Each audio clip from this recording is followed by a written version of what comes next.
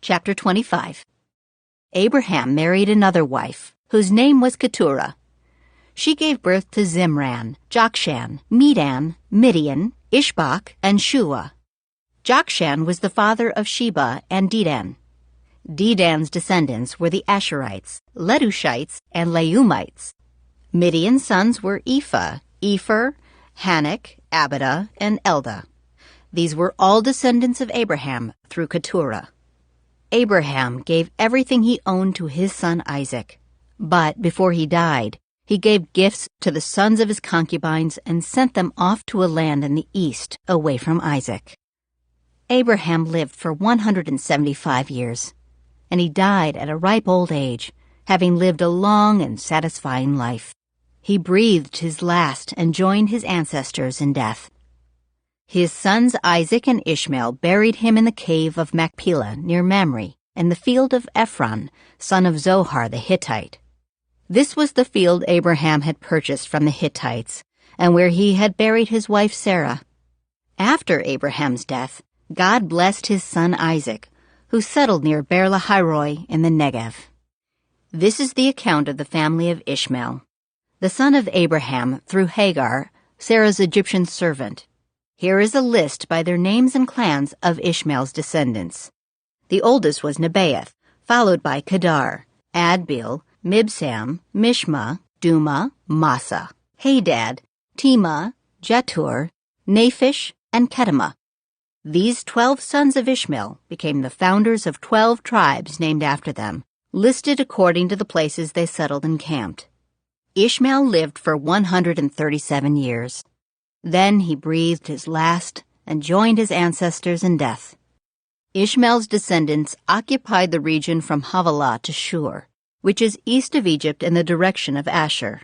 There they lived in open hostility toward all their relatives. This is the account of the family of Isaac, the son of Abraham. When Isaac was 40 years old, he married Rebekah, the daughter of Bethuel the Aramean, from Padan Aram, and the sister of Laban the Aramean. Isaac pleaded with the Lord on behalf of his wife, because she was unable to have children. The Lord answered Isaac's prayer, and Rebekah became pregnant with twins. But the two children struggled with each other in her womb, so she went to ask the Lord about it. "Why is this happening to me?" she asked. And the Lord told her, "The sons in your womb will become two nations. From the very beginning, the two nations will be rivals.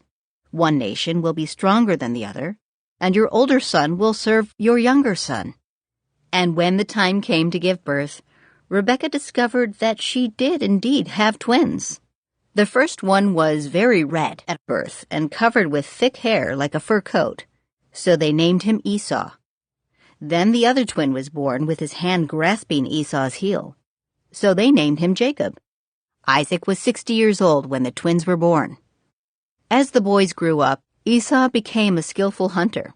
He was an outdoorsman, but Jacob had a quiet temperament, preferring to stay at home.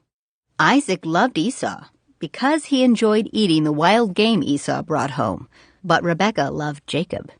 One day when Jacob was cooking some stew, Esau arrived home from the wilderness exhausted and hungry. Esau said to Jacob, "I'm starved. Give me some of that red stew." This is how Esau got his other name, Edom, which means red.